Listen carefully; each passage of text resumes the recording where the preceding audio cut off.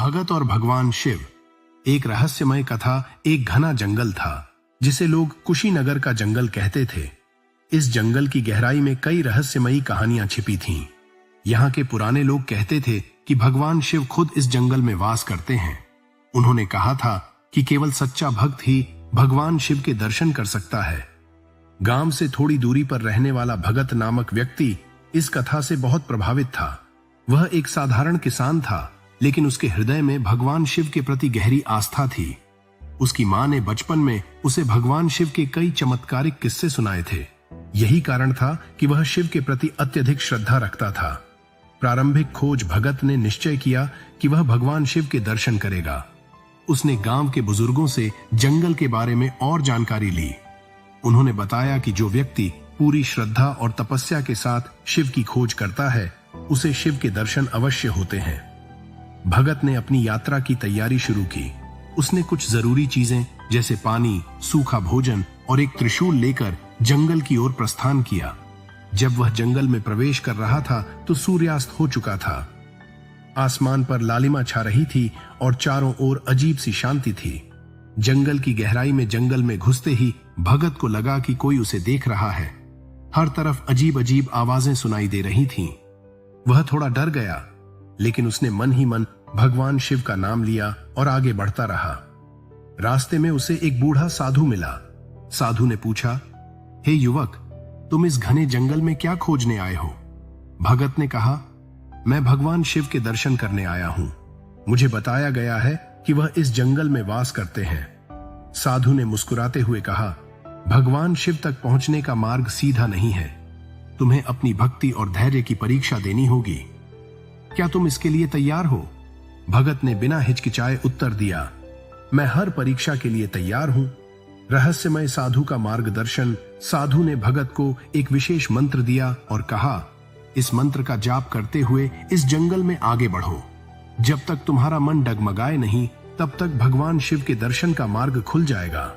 भगत ने साधु को प्रणाम किया और मंत्र जपते हुए अपनी यात्रा जारी रखी। जंगल के भीतर की दुनिया रहस्यमयी थी।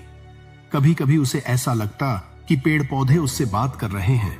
कहीं कहीं झरने की धारा उसे शिव की डमरू की ध्वनि का आभास कराती। लेकिन जैसे जैसे वह आगे बढ़ा, जंगल और भयावह होता गया। पहली परीक्षा, भय का सामना।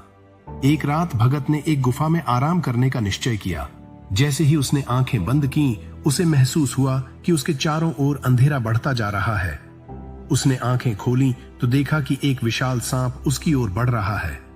भगत का दिल तेजी से धड़कने लगा, लेकिन उसने हिम्मत नहीं हारी। उसने अपनी आंखें बंद की और शिव का ध्यान किया। कुछ ही पलों में सांप गायब हो गया। भगत को समझ में आ गया कि यह शिव की परीक्षा थी। वह और भी दृढ़ निश्चय के साथ आगे बढ़ा। दूसरी परीक्षा, मोह से मुक्ति।